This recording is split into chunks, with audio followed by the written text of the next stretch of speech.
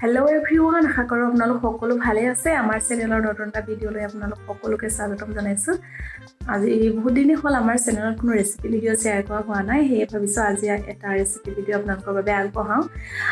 আপোনালোকে চাই যাব হেকলৈকে ভিডিওটো আৰু মোৰ ভিডিও চাই থকা কোনোবাই যদি মোৰ চেনেলটো সাবস্ক্ৰাইব কৰি দিয়ে তেতিয়াহ'লে প্লিজ সাবস্ক্ৰাইব কৰি দিব আৰু কাষতে থকা বেল আইকনটো টিপি দিব তেতিয়া মোৰ ভিডিও নটিফিকেশন সমূহ আপোনালোকে সোনকালে পাই থাকিব তেনেহ'লে বলক আৰু এতিয়া ৰেচিপিটো বনাবলৈ ষ্টাৰ্ট কৰো আজি মই আপোনালোকৰ বাবে লৈ আহিছো ফুলকবিৰ হৈতে ৰন্ধা এখন মাছৰ তৰকাৰী খাবলৈ বহুত সুস্বাদু হয় আপোনালোকে এবাৰ ট্ৰাই কৰি চাব পাৰিব আৰু ভিডিওটো চাব হেকলৈকে ৰেচিপিটোৰ কাৰণে প্ৰথমতে মই প্ৰয়োজনীয় বস্তুবোৰ যোগাৰ কৰি লৈছো এয়া দেখিছে নহয় ফুলকবি অলপ ডাঙৰ সাইজত কাটি লৈছো তাৰ পিছত এটা পিয়াজ কুটি লৈছো এটা বিলাহী অলপ কেঁচা মটৰ লৈছো প্ৰয়োজন অনুসৰি আদা নহৰু লৈছো দুটা কেঁচা জলকীয়া আৰু অলপ ধনিয়া পাত লৈছো আৰু যেহেতু এতিয়া ধনিয়াৰ সিজন ন অলপ ধনিয়া ফ্লেভাৰটো আহিলে ভাল লাগে আৰু সকলোৱে ধনিয়া দিলে খাই ভাল পায় যিকোনো তৰকাৰীতে বাকি আৰু মাছখিনি ধুনীয়াকৈ ধুই নিমখ হালধি সানি লৈছো এতিয়া মই প্ৰথমতে কেৰাহীখন গৰম হোৱাৰ লগে লগে মাছখিনি ধুনীয়াকৈ ফ্ৰাই কৰি লম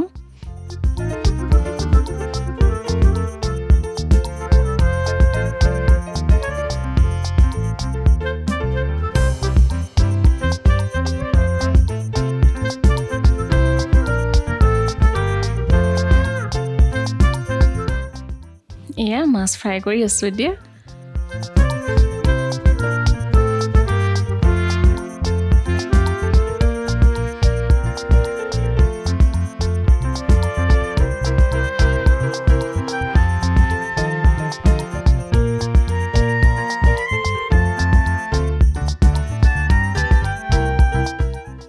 এয়া আমাৰ মাছ ফ্ৰাই কৰা হৈ গ'ল এতিয়া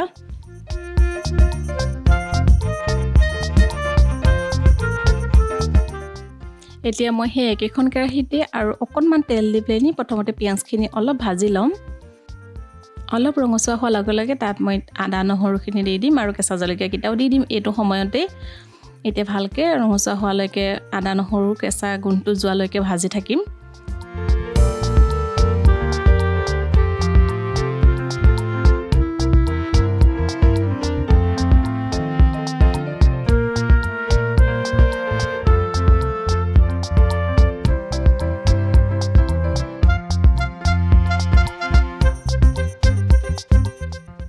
এতিয়া ইয়াতে বিলাহী কাটি ৰখা বিলাহীখিনিও দি দিম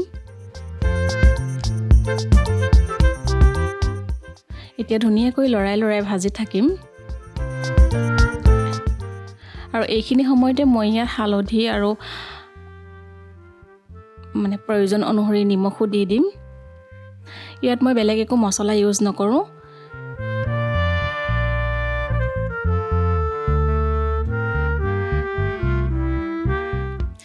লাহে লাহে বিলাহীখিনি সিজি আহিছে ভালকে লৰাই ভাজি থাকিম আৰু এইখিনি সময়তে ইয়াত ফুলকবিখিনিও দি লম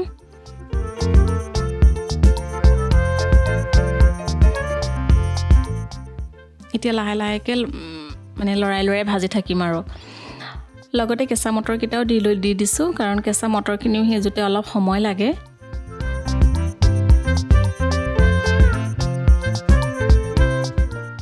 ভালকৈ গুটিখিনি মিলাই লৈ ঢাকন লগাই অলপ সময় ভাজি থাকিম মাজে মাজে লৰাই থাকিম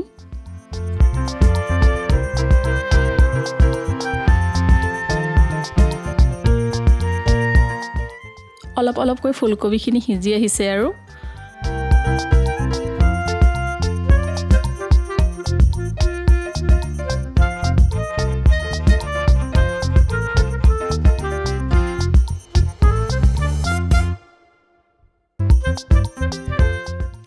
গেছটো লো ফ্লেমত ৰাখিছো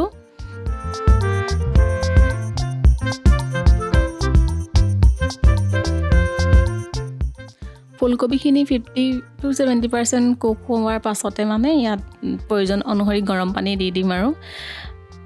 আপোনালোকে যিমানটো জোল ৰাখিব বিচাৰে হেতু হিচাপত পানী দিলেই হ'ল আৰু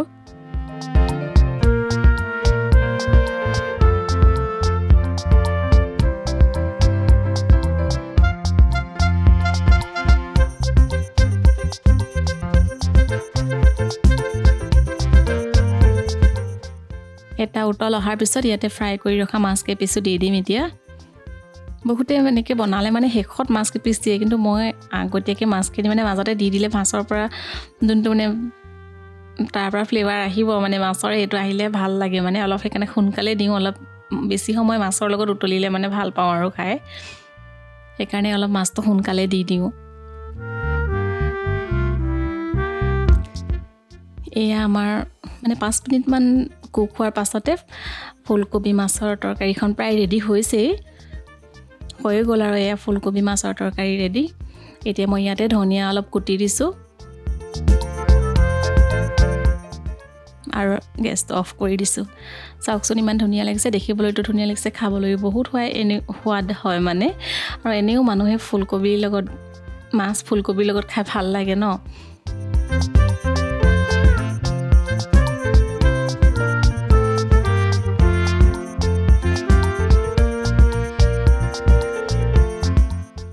সকলোৱে জানেই চাগে বনাব হ'লেও মই কেনেকৈ বনাওঁ শ্বেয়াৰ কৰিলোঁ আপোনালোকৰ লগত যদি এনেদৰে বনাই নাই খোৱা খাই চাব আৰু মোৰ ভিডিঅ'টো শেষলৈকে চাই থকা সকলোকে ধন্যবাদ জনাইছোঁ আজিলৈ ইমানেই আছিল আৰু ভিডিঅ'টো পুনৰ নতুন এটা ভিডিঅ' লৈ অহাৰ আশাৰে আজিলৈ আহোঁ তেতিয়াহ'লে আৰু বাই বাই